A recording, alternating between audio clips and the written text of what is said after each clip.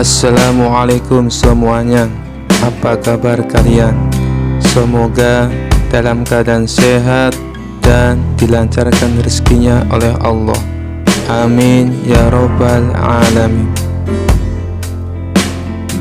Pada suatu hari, seorang pendeta dari negeri jauh datang ke Baghdad. Ia heran melihat masyarakat begitu sibuk menyiapkan peringatan kelahiran Nabi Muhammad SAW. Dengan wajah penuh penasaran, ia menghadap Raja Harun al-Rasyid dan bertanya, "Tuanku Raja, untuk apa kalian merayakan kelahiran Nabi kalian? Bukankah beliau sudah lama wafat? Apa gunanya semua itu?" Raja hanya tersenyum, lalu memanggil siapa lagi kalau bukan si cerdik Abu Nawas. Pendeta langsung menantang, "Abu Nawas, jelaskan, untuk apa peringatan Maulid Nabi?" Abu Nawas tidak langsung menjawab. Ia malah balik bertanya dengan santai, "Wahai pendeta, apakah engkau merayakan ulang tahunmu sendiri?" Pendeta dengan bangga menjawab, "Tentu saja, setiap tahun murid-muridku memberiku hadiah dan doa." Abu Nawas tertawa kecil. "Loh, bukankah engkau sudah hidup, sudah kenyang, sudah punya rumah? Untuk apa ulang tahunmu dirayakan? Bukankah itu juga buang-buang waktu?" Pendeta mulai garuk-garuk kepala. "Itu tanda syukur karena saya masih hidup." Abu Nawas langsung mentepuk tangannya. "Bagus, kalau ulang tahunmu saja pantas disyukuri, apalagi kelahiran Nabi Muhammad SAW yang membawa rahmat dan petunjuk bagi seluruh umat manusia. Itu jauh lebih layak dirayakan." Orang-orang di istana pun tertawa puas. Pendeta masih mencoba mencari celah. "Tapi, apakah Nabi kalian masih butuh perayaan itu?" Dengan wajah polos tapi menohok, Abu Nawas menjawab, "Kalau begitu, apakah engkau butuh semua kado ulang tahunmu? Bukankah engkau sudah punya banyak barang? Tapi tetap saja engkau senang ketika diberi hadiah kan? Nah, begitu pula kami. Merayakan Maulid Nabi bukan untuk memberi hadiah duniawi, melainkan hadiah doa, sholawat dan cinta kepada beliau." Pendeta langsung terdiam, matanya melongo, lidahnya keluh tak bisa membantah lagi. Raja Harun al-Rasyid tertawa terpingkal-pingkal. "Abu Nawas, engkau selalu menjawab dengan cerdas dan membuat semuanya jelas." Begitulah jawaban Abu Nawas yang sederhana tapi mengena. Maulid Nabi adalah bentuk syukur, cinta dan pengingat agar kita meneladani akhlak beliau. Semoga kisah ini membuat kita semakin cinta kepada Rasulullah Shallallahu Alaihi Wasallam. Kisah selanjutnya. Abu Nawas adalah seorang penyair yang sangat cerdik dan pintar. Namun selain sebagai penyair, Abu Nawas juga dikenal sebagai mubalik di desa tempat tinggalnya. Oleh sebab itu, suatu ketika Abu Nawas diminta untuk menjadi imam ketika hendak sholat Jumat. Selain itu, pada waktu tersebut, Abu Nawas juga diminta mengisi khutbah Jumat untuk memberikan ceramah keagamaan. Setelah mandi dan berpakaian rapi, Abu Nawas pun mulai melangkahkan kakinya menuju ke masjid. Ketika sampai di masjid, tidak lama kemudian terdengar suara adzan. Tidak lama berselang, datanglah masyarakat yang beragama Muslim dengan sangat ramai. Karena yang menjadi khutib kali ini adalah Abu Nawas, maka banyak sekali masyarakat Muslim yang datang ke masjid. Ceramah dan khutbah Abu Nawas sangat disenangi oleh masyarakat kala itu. Sebab dalam setiap ceramah keagamaan yang disampaikan oleh Abu Nawas sangat relevan terhadap isu-isu yang sedang berkembang. Akhirnya, waktu yang ditunggu para jamaah akhirnya tiba. Abu Nawas naik ke mimbar dan segera memulai khutbahnya. Khutbah tersebut dimulai dengan salam dan berlanjut pada materi yang akan disampaikan oleh Abu Nawas. Namun, pada saat berkhutbah, Abu Nawas melihat para jamaahnya yang mengantuk bahkan sampai tertidur. Melihat hal itu, kemudian Abu Nawas berteriak, "Api, api, api," dengan sangat keras. Hal tersebut sontak membuat para jamaah sangat terkejut dan berdiri mencari keberadaan api tersebut. Bahkan ada juga jamaah yang hanya saling pandang satu sama lainnya. Kemudian ada salah seorang jamaah yang menanyakan di mana apinya kepada Abu Nawas. Walau ada yang bertanya tentang demikian, Abu Nawas tetap melanjutkan khutbahnya. Kemudian keluarlah perkataan dari Abu Nawas, jika ada api yang dahsyat di neraka bagi mereka yang lalai dalam beribadah. Maksud dari teriakan api-api dari Abu Nawas adalah api neraka tersebut. Barang siapa yang lalai dalam beribadah, maka ia akan merasakan panasnya api neraka. Usai melakukan ceramah tentang api neraka, kemudian Abu Nawas menutup khutbahnya dengan lantunan doa-doa. Setelah itu, Abu Nawas memimpin sholat Jumat dengan khusyuk yang diikuti oleh para jamaah. Ketika sholat, para jamaah masih teringat dan terngiang-ngiang dengan api neraka yang dikatakan oleh Abu Nawas dalam khutbahnya. Walau awalnya terkesan gagal dalam memberikan ceramah keagamaan karena banyak yang mengantuk dan tertidur, namun sesungguhnya Abu Nawas berhasil membuat para jamaah untuk selalu rajin beribadah. Sebab para jamaah selalu ingat dengan khutbah Abu Nawas, di mana saat itu ia mengatakan mereka yang malas beribadah akan merasakan panasnya api neraka. Kisah selanjutnya.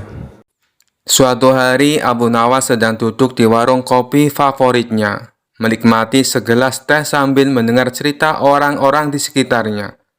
Tiba-tiba seorang ulama terkenal dari negeri tetangga datang menghampiri dan duduk di sebelahnya. Abu Nawas, aku dengar kau orang yang pandai, kata ulama itu dengan nada menantang. Bagaimana jika kita berdebat soal agama, terutama tentang kitab Injil? Abu Nawas tersenyum sedikit terkejut, tapi ia tidak pernah menolak tantangan, apalagi yang menghibur. Baiklah, tapi apakah kita bisa melakukannya dengan cara yang santai dan tidak terlalu serius? Ulama itu menyetujui syarat tersebut.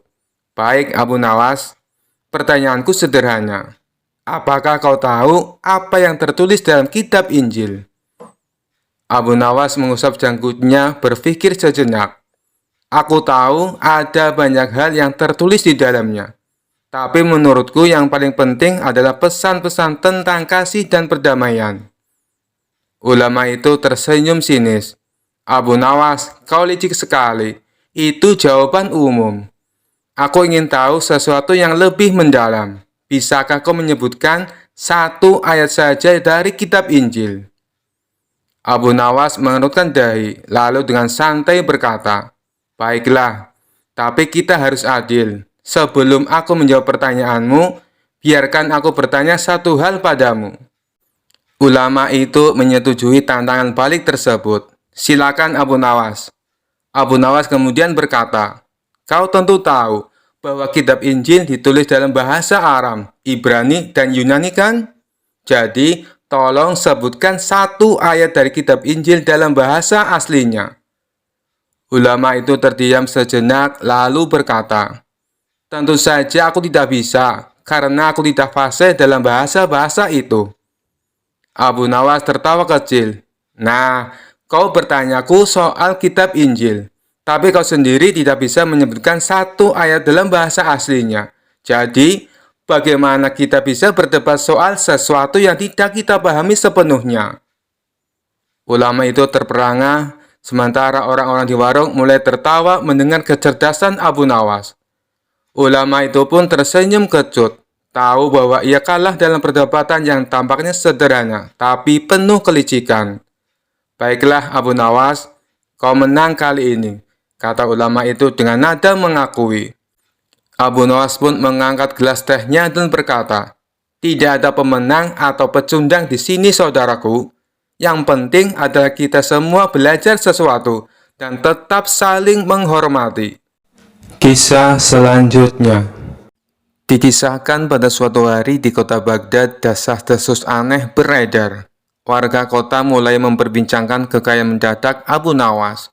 Kabarnya Abu Nawas memiliki jin pesugihan yang membantunya mendapatkan harta dengan mudah. Bagaimana mungkin Abu Nawas yang sering bersantai di bawah pohon bisa membeli kambing sebanyak itu? Ujar seorang warga.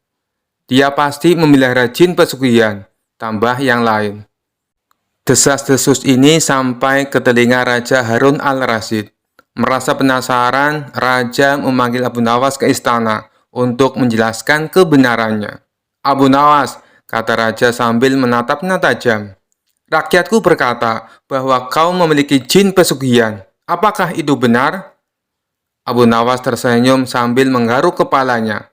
"Wah, Baginda, saya justru baru tahu kabar itu dari Anda." Raja terkejut. "Jadi kau menyangkal?" Abu Nawas mengangguk. "Tentu saja, Baginda. Jika saya memiliki jin pesugihan, mengapa saya masih hidup sederhana? Dan makan bubur semalam saja sudah mewah." Namun Raja tidak puas. "Baiklah, jika kau tidak memiliki jin pesugihan, buktikan kepada kami bahwa kau tidak memiliki kekuatan gaib." Raja memerintahkan para penjaga membawa Abu Nawas ke sebuah ruangan kosong. Di tengah ruangan itu ada satu peti besar yang terkunci rapat. "Di dalam peti ini ada sesuatu," kata Raja. "Jika kau memang tidak memiliki jin, kau pasti tidak bisa mengetahui isinya." Abu Nawas mendekati peti itu dan mulai berpikir. Dia tidak memiliki kekuatan gaib, tapi kecerdikannya selalu menjadi senjatanya. Dengan santai dia berkata, "Baginda, sebelum saya mencoba, bolehkah saya meminta sedikit bantuan dari Anda?" Raja mengangkat alis. "Bantuan apa?" Abu Nawas menjawab, "Mohon Baginda berdiri lebih dekat ke peti ini.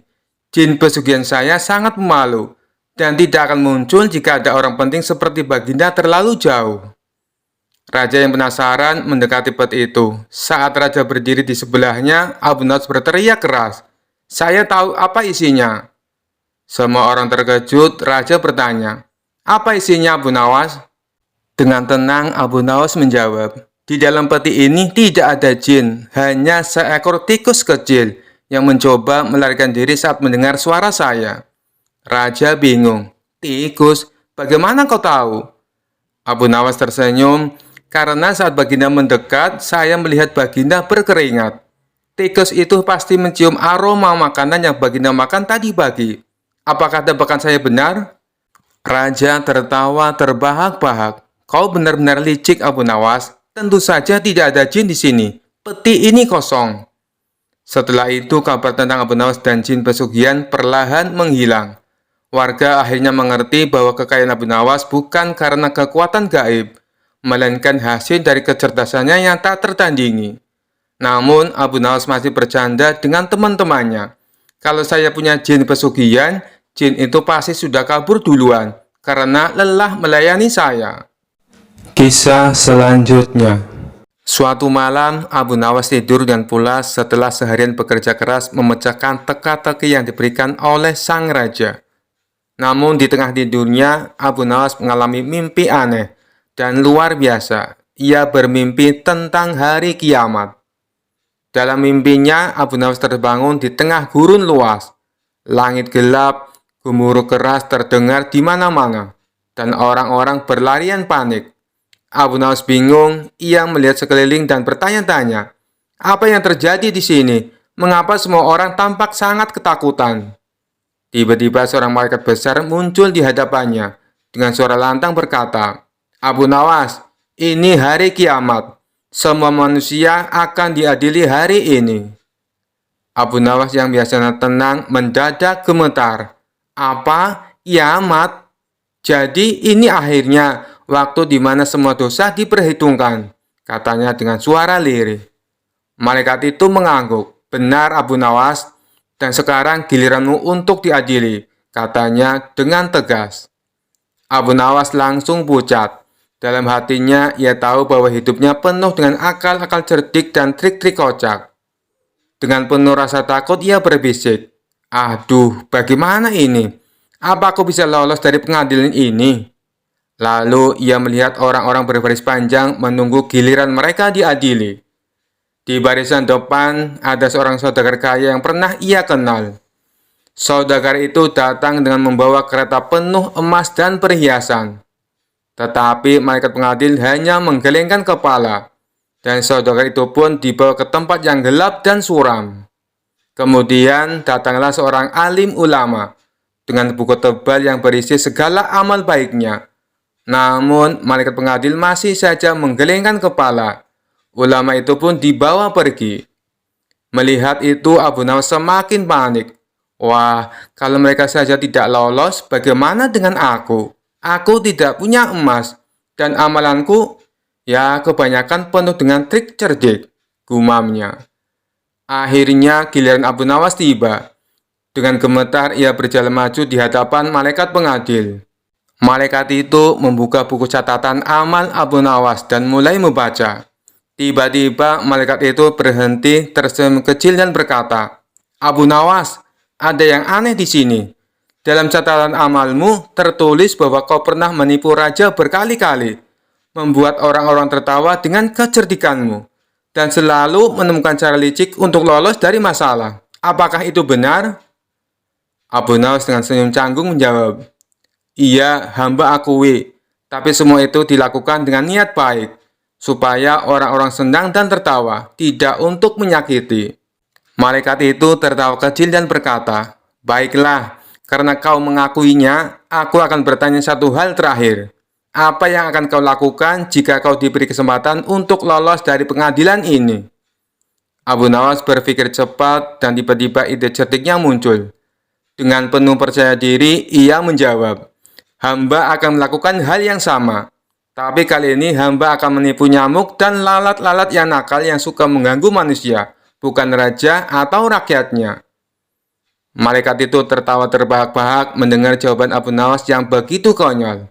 "Abu Nawas, kau memang selalu punya jawaban yang tak terduga. Tapi sayang, tak ada lagi nyamuk atau lalat di akhirat."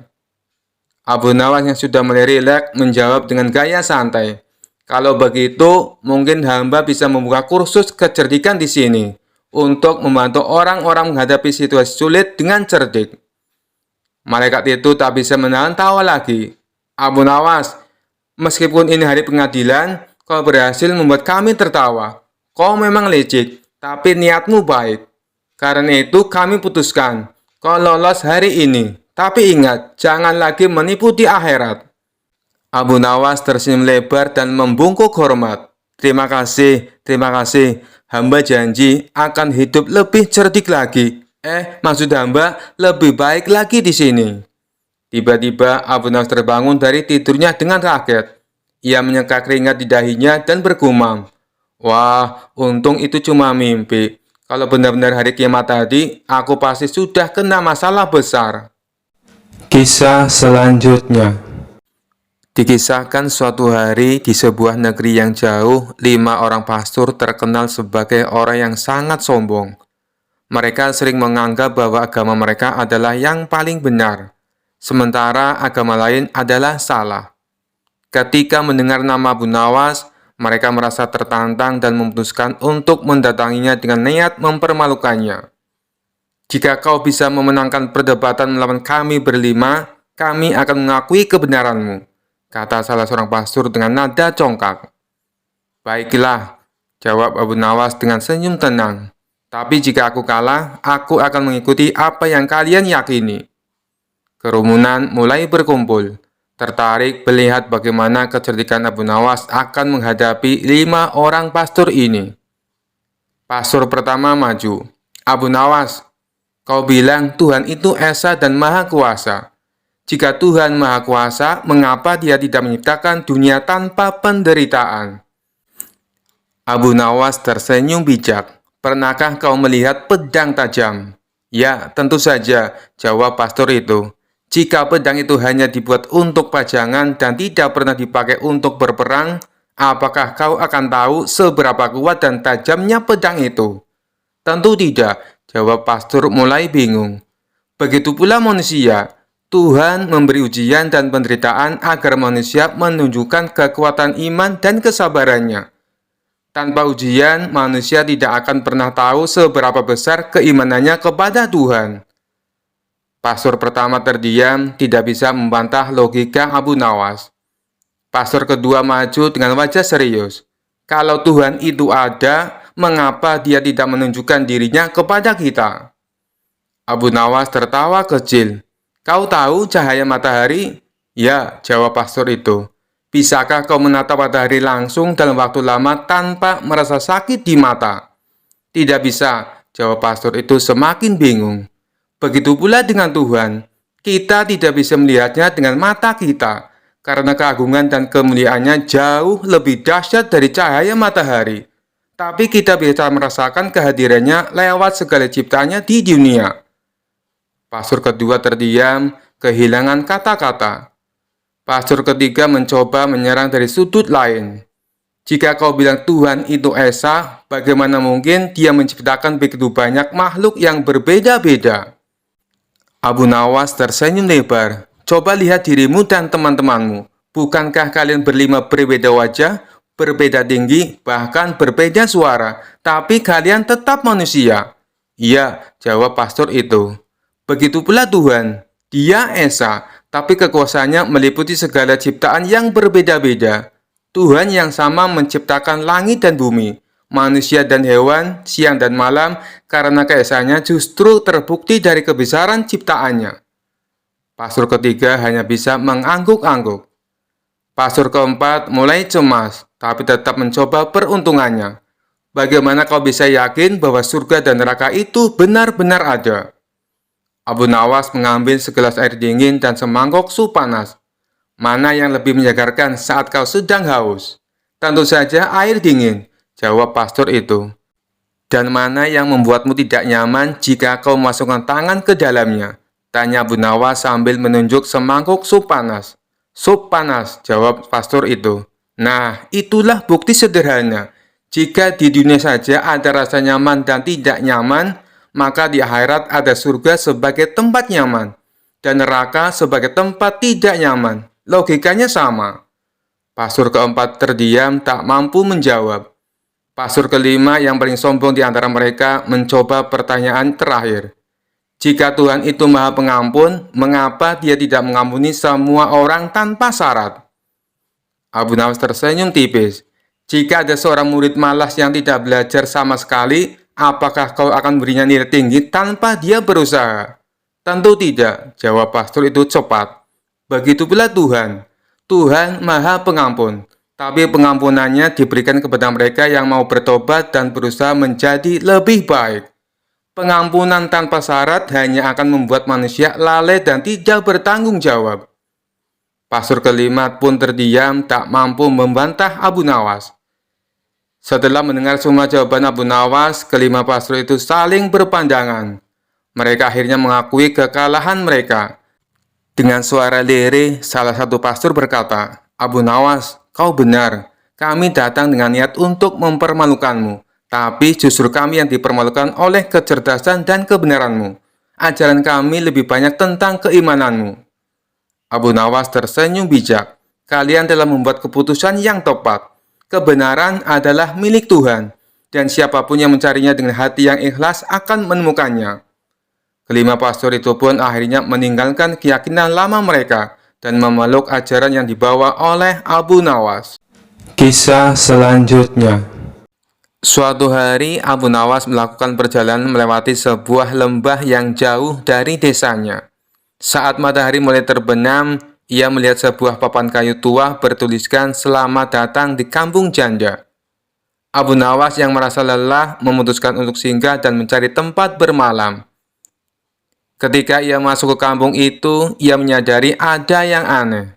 Semua penghuninya adalah wanita, dan mereka semua terlihat sangat ramah, bahkan terlalu ramah. "Selamat datang, Tuan," sapa seorang wanita sambil tersenyum lebar. "Terima kasih," jawab Abu Nawas. "Apakah aku bisa bermalam di sini?" "Tentu saja, kami akan menjamu Tuan dengan sebaik-baiknya," jawab seorang wanita lain. Abu Nawas dibawa ke sebuah rumah besar di tengah kampung. Para wanita di kampung itu memberinya makanan, minuman, dan perhatian yang luar biasa. Salah satu dari mereka berkata, "Tuan, kampung ini hanya dihuni oleh para janda. Kami jarang sekali kedatangan tamu pria. Jadi, kami akan memastikan Tuan merasa seperti raja di sini." Abu Nawas mulai merasa was-was. Keramahan mereka ini terlalu berlebihan.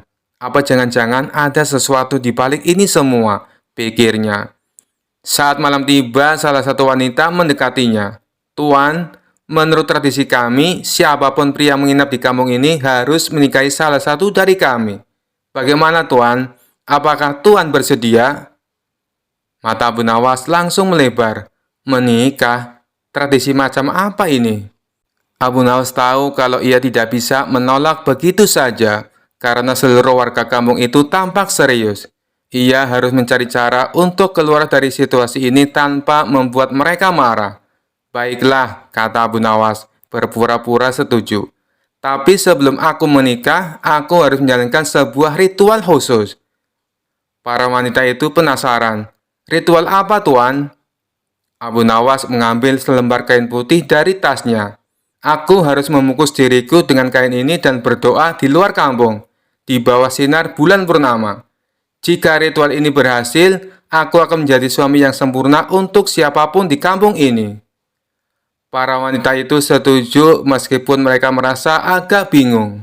Saat malam semakin larut, Abu Nawas berpura-pura melakukan ritual di pinggir kampung. Ia melilitkan kain putih itu ke tubuhnya dan mulai membaca doa dengan suara keras.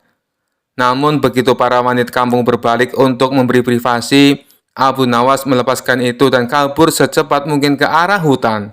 Ia berlari tanpa henti sampai akhirnya menemukan jalan keluar dari lembah itu. Keesokan harinya, Abu Nawas menceritakan kejadian itu kepada teman-temannya di desa. "Bagaimana kau bisa lolos dari kampung itu?" tanya seorang temannya. "Seperti biasa," jawab Abu Nawas sambil tersenyum. "Sedikit akal sehat dan banyak keberuntungan." Sejak itu, Abu Nawas berjanji tidak akan singgah di tempat asing tanpa mencari tahu lebih dulu tentang tradisi mereka. Kisah selanjutnya. Dikisahkan suatu hari Abu Nawas berjalan sendirian melewati sebuah hutan yang dikenal angker. Hutan itu penuh dengan cerita mistis. Salah satunya adalah tentang keberadaan jin-jin wanita yang suka menggoda manusia. Namun, Abu Nawas yang terkenal cerdik tidak pernah gentar dengan cerita-cerita seperti itu. Setelah berjalan cukup jauh, Abu Nawas merasa lelah dan memutuskan untuk beristirahat di bawah pohon yang besar. Tapi belum sempat ia memejamkan mata, tiba-tiba muncul sekelompok wanita cantik dari balik pepohonan. Wajah mereka sangat menawan, tetapi mata mereka bersinar aneh, seperti bukan manusia biasa. "Selamat datang, wahai Abu Nawas," salah satu wanita itu berkata dengan suara merdu tapi menggoda. Abu Nawas langsung waspada. "Siapa kalian? Dari mana kalian tahu namaku?" Wanita itu tersenyum. "Kami adalah para jin wanita penghuni hutan ini. Kami tahu siapa dirimu. Abu Nawas, manusia paling cerdik. Tapi kali ini kecerdikanmu tak akan menolongmu. Kau akan menjadi tamu kami selamanya." Sebelum sempat kabur, Abu Nawas diangkat oleh angin yang berputar, dan dalam sekejap mata ia sudah berada di sebuah istana megah di dalam hutan. Para jin wanita itu mengelilinginya, memberi makanan, minuman, dan hiburan. Salah satu jin wanita mendekatinya dan berkata, "Abu Nawas, kau harus tinggal di sini selamanya. Kami akan memanjakanmu, tapi ada syaratnya." Abu Nawas yang sudah mencium gelagat aneh bertanya, "Apa syaratnya?" "Kau harus menikahi salah satu dari kami," jawab jin itu sambil tersenyum penuh arti. Abu Nawas langsung mengelus jenggotnya sambil berpikir, menikah dengan jin. "Wah, kalau begitu aku harus memikirkan cara untuk keluar dari sini," gumamnya dalam hati. Setelah berpura-pura menikmati jamuan, Abu Nawas mulai melancarkan rencananya. Ia pura-pura setuju. "Baiklah, aku akan menikahi salah satu dari kalian. Tapi sebelum itu, aku ingin menunjukkan kepada kalian sebuah permainan yang hanya bisa dilakukan oleh manusia." Para jin wanita penasaran. "Permainan apa itu?" Abu Nawas mengambil sebuah kantong kecil dari sakunya yang berisi garam. "Ini adalah permainan menghilang. Aku akan menunjukkan cara manusia menghilang dalam sekejap." Para jin wanita saling memandang dengan penuh ketertarikan. "Tunjukkan pada kami, Abu Nawas."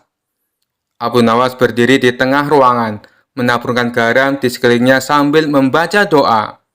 Dalam waktu singkat, para jin wanita itu mulai merasa pusing dan kehilangan kekuatan mereka.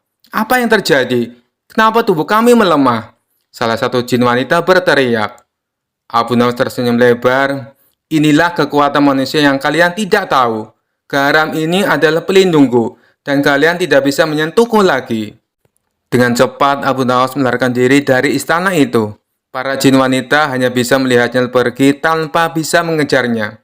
Sebelum keluar dari hutan, Abu Nawas berhenti sejenak dan berteriak, "Wahai para jin wanita, terima kasih atas jamuannya, tapi aku lebih suka hidup di dunia manusia."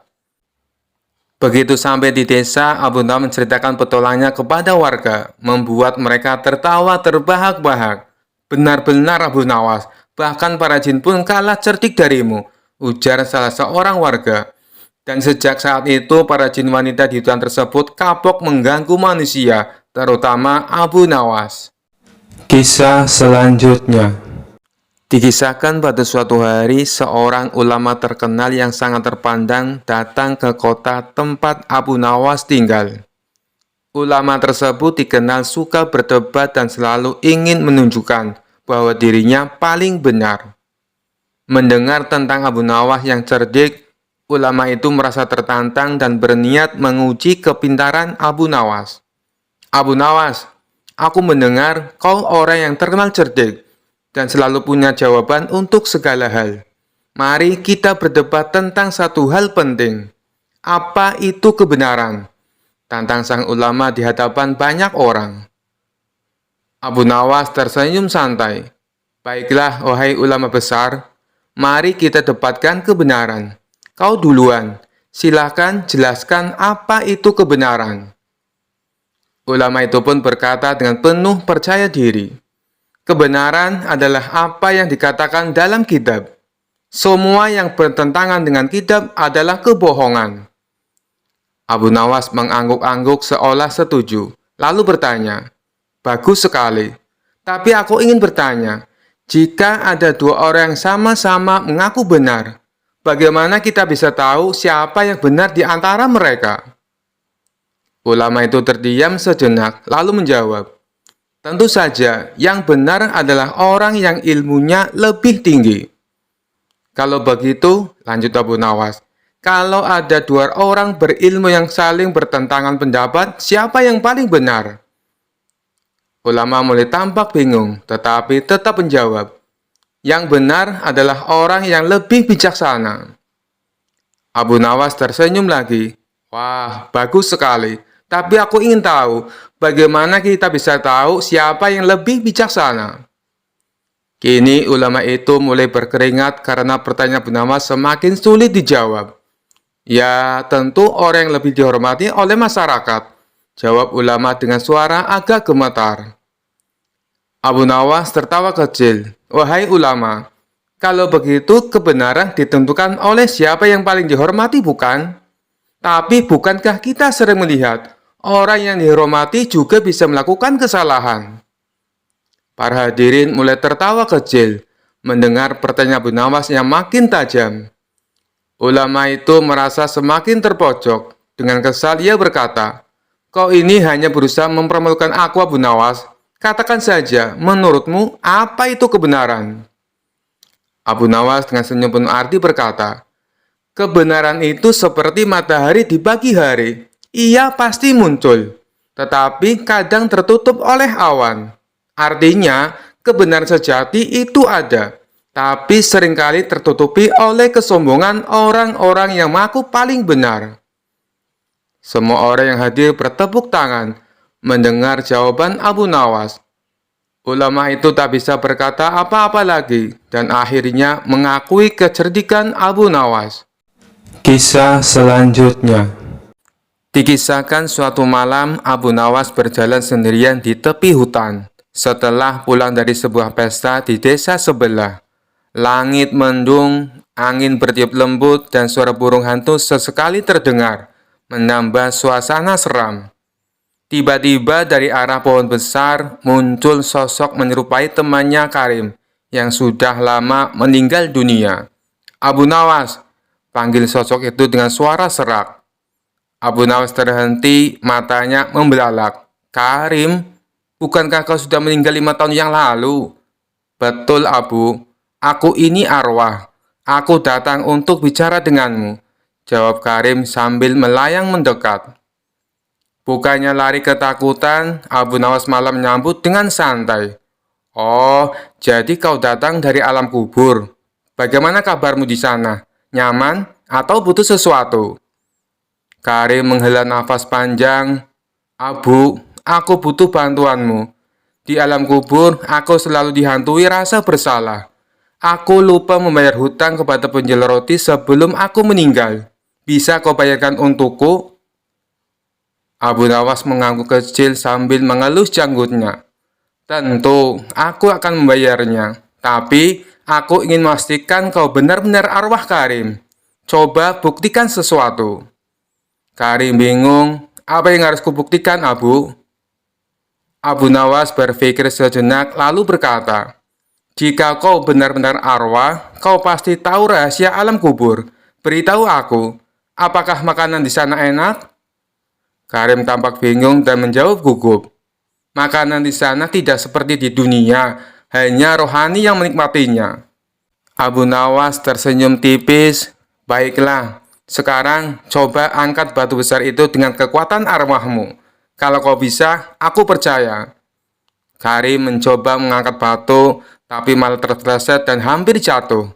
Abu Nawas langsung tertawa. Hei Karim, kau ini arwah atau pembohong? Arwah kau lemah sekali.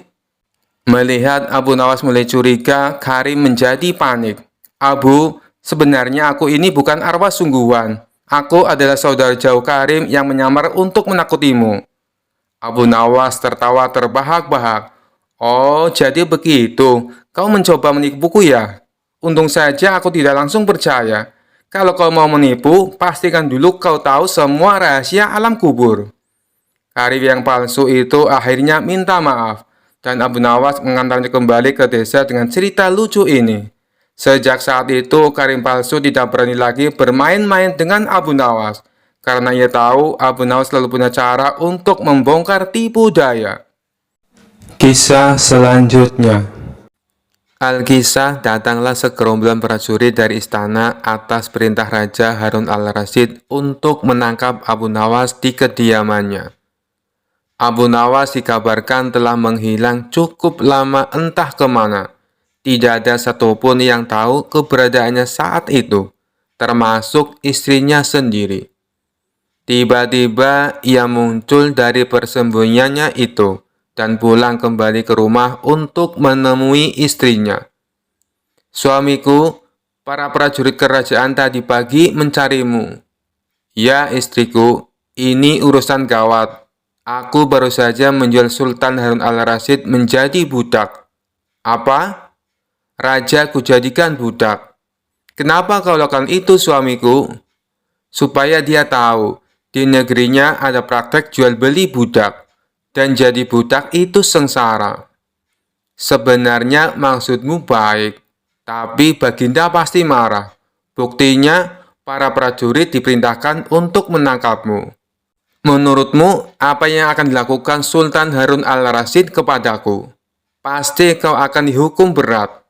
Gawat, aku akan mengerahkan ilmu yang kusimpan. Abu Nawas masuk ke dalam, ia mengambil air wudhu lalu mendirikan sholat 2 rakaat. Kemudian berpesan kepada istrinya apa yang harus dilakukan ketika Baginda Raja datang. Tidak berapa lama kemudian tetangga Abu Nawas geger, karena istri Abu Nawas menjerit-jerit. Ada apa? Tanya tetangga Abu Nawas sambil terkopoh-kopoh. Suamiku mati. Hah? Abu Nawas mati? Iya. Kini kabar kematian Abu Nawas tersebar ke seluruh pelosok negeri. Baginda Raja terkejut. Kemarahan dan kegeraman beliau agak surut mengingat Abu Nawas adalah orang yang paling pintar menyenangkan dan menghibur Baginda Raja. Baginda Raja beserta beberapa pengawal istana beserta tabib istana segera menuju rumah Abu Nawas. Tabib segera memeriksa Abu Nawas. Sesaat kemudian, ia memberi laporan kepada Baginda Raja bahwa Abu Nawas memang telah mati beberapa jam yang lalu. Setelah melihat sendiri tubuh Abu Nawas terbujur kaku tak berdaya, Baginda Raja merasa terharu dan meneteskan air mata. Beliau bertanya kepada istri Abu Nawas, Adakah pesan terakhir Abu Nawas untukku? Ada paduka yang mulia, kata istri Abu Nawas sambil menangis. Katakanlah, kata Baginda Raja. Suami hamba Abu Nawas memohon sudilah kiranya Baginda Raja mengampuni semua kesalahannya, baik di dunia maupun di akhirat di depan rakyat, kata istri Abu Nawas terbata-bata. Baiklah, kalau itu permintaan Abu Nawas, kata Baginda Raja menyanggupi. Jenazah Abu Nawas diusung di atas keranda. Kemudian Baginda Raja mengumpulkan rakyatnya di tanah lapang. Beliau berkata, "Wahai rakyatku, dengarkanlah bahwa hari ini aku, Sultan Harun al-Rasyid, telah memaafkan segala kesalahan Abu Nawas yang telah diperbuat terhadap diriku dari dunia hingga akhirat, dan kalianlah sebagai saksinya." Tiba-tiba dari dalam keranda yang terbungkus kain hijau terdengar suara keras, "Syukur!" Seketika pengusung jenazah ketakutan, apalagi melihat Abu Nawas bangkit berdiri seperti mayat hidup. Seketika rakyat yang berkumpul lari tunggang langgang, bertubrukan dan banyak yang jatuh terkilir. Abu Nawas sendiri segera berjalan ke hadapan Baginda Raja. Pakaiannya yang putih-putih bikin Baginda Raja keder juga. "Kau sebenarnya mayat hidup atau memang kau hidup lagi?" tanya Baginda Raja dengan gemetar. "Hamba masih hidup, tuanku. Hamba mengucapkan terima kasih yang tak terhingga atas pengampunan tuanku." "Jadi kau masih hidup?" "Ya Baginda, segar bugar. Buktinya, kini hamba merasa lapar dan ingin segera pulang." "Kurang ajar. Ilmu apa yang kau pakai, Abu Nawas?" "Ilmu dari Maha Guru Sufi, guru hamba yang sudah meninggal dunia. Ajarkan ilmu itu kepadaku." "Tidak mungkin, Baginda. Hanya guru hamba yang mampu melakukannya. Hamba tidak bisa mengajarkannya sendiri." "Dasar pelit!" Baginda Raja menggerutu kecewa. Kisah selanjutnya. Sudah cukup lama Abu Nawas tidak pernah dipanggil lagi oleh Baginda Raja ke istana. Sejenak Abu Nawas pun berpikir, bagaimana cara agar dirinya dipanggil ke istana oleh Baginda Raja. Hal ini bukan karena Abu Nawas kangen dengan Baginda Raja, tetapi karena pundi-pundi penghasilnya sudah mulai kosong.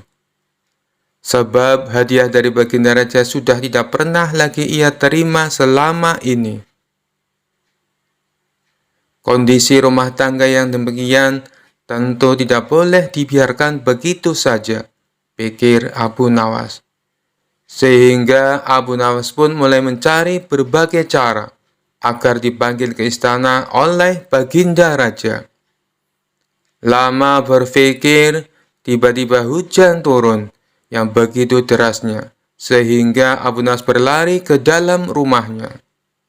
Dalam keadaan yang basah kuyup, Abu Nawas berpikir, bukankah hujan adalah rahmat?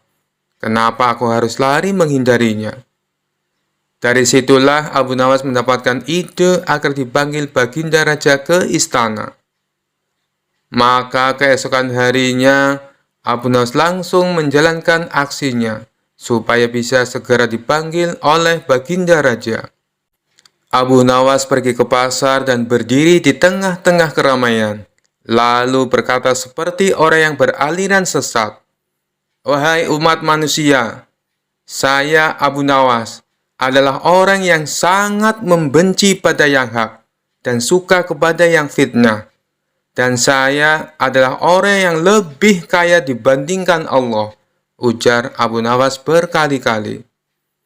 Padahal selama ini Abu Nawas dikenal sebagai orang alim yang taat, sehingga banyak warga yang heran dengan sikapnya tersebut. Dia memang gemar bersikap jenaka, hanya saja leluconnya tidak pernah ngawur seperti sekarang. Akhirnya warga yang merasa tidak suka mendengar perkataan Abu Nawas, maka ulah Abu Nawas tersebut langsung diadukan ke Baginda Raja. Mendengar pengaduan para warga, Baginda Raja pun menjadi geram dan memerintahkan prajurit untuk segera menangkap Abu Nawas. Setibanya Abu Nawas di istana, Baginda Raja langsung membentaknya dengan sangat keras dengan penuh amarah. "Kamu sudah murtad, Abu Nawas. Perkataanmu bukan lagi lelucon, dan ini tidak bisa lagi dibiarkan. Kamu harus masuk penjara," kata Baginda Raja kepada Abu Nawas. Kemudian Abu Nawas pun mempertanyakan kesalahannya kepada Baginda Raja. "Memangnya salah saya apa, Baginda Raja?" kata Abu Nawas pura-pura bertanya. "Bukankah tadi di pasar kamu mengatakan bahwa kamu tidak suka dengan yang hak atau kebenaran, malah kamu menyukai yang fitnah? Belum lagi kamu mengatakan kamu mengaku lebih kaya dari Allah. Kamu bilang begitu kan?" kata Baginda Raja sambil marah. Abu Nawas pun tidak banyak bicara. Dia langsung mengakui perbuatannya tersebut. Kemudian Baginda Raja bertanya kembali, "Mengapa engkau berkata begitu? Sudah kafirkah engkau?" tanya Baginda Raja lagi. Tapi dengan entengnya Abu Nawas menjawab pertanyaan dari Baginda Raja. Saya kira Baginda Raja juga seperti saya. Baginda pasti membenci perkara yang hak," kata Abu Nawas. Kemudian sang raja pun menjadi tambah marah dan mengatakan Abu Nawas sangat kurang ajar. Selanjutnya, Abu Nawas menjelaskan maksud dari perkataannya tersebut. "Jangan marah dulu, wahai Paduka yang mulia. Dengarkan dulu keterangan saya," kata Abu Nawas. "Keterangan apa lagi yang ingin kau jelaskan?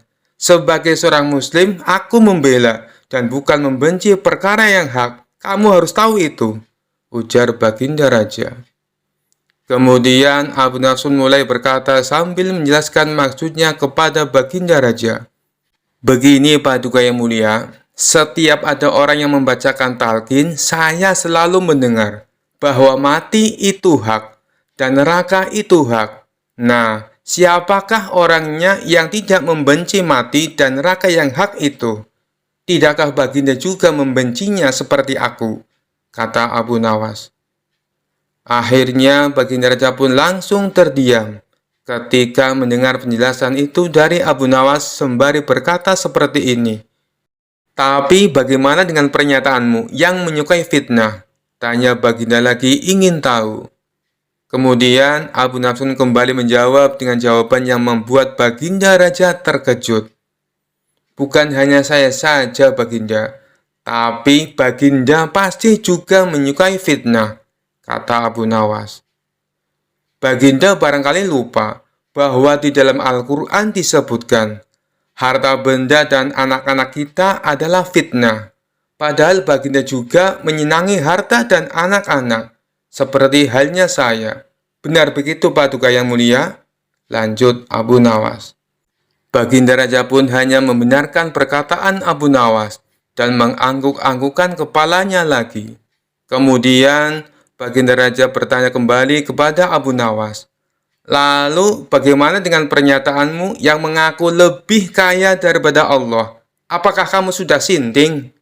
Kamu tahu kan kalau Allah itu maha kaya dan maha segala-galanya," kata Baginda Raja kepada Abu Nawas.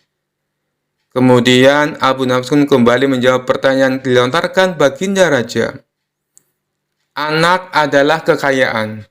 Baginda pasti tahu itu. Sedangkan Allah tidak mempunyai anak.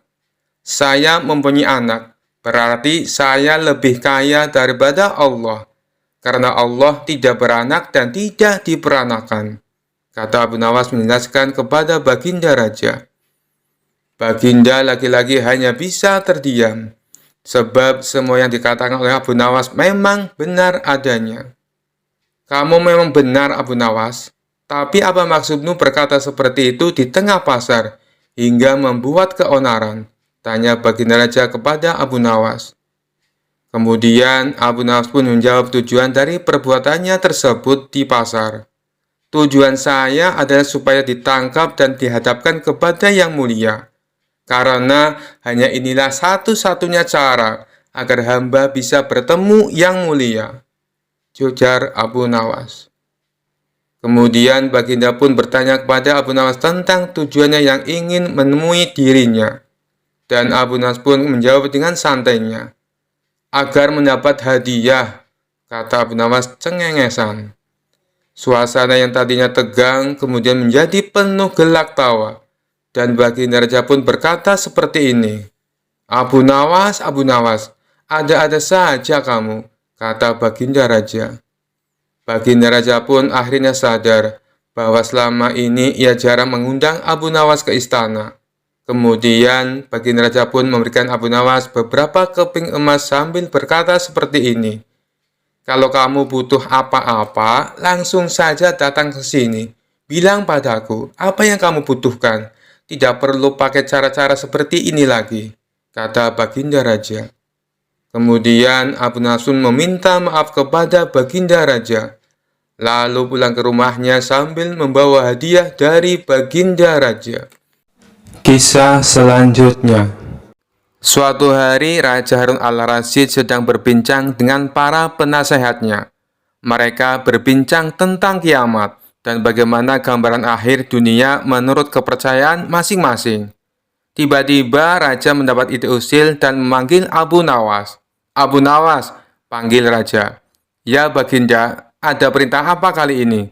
Jawab Abu Nawas dengan nada waspada. Raja tersenyum licik.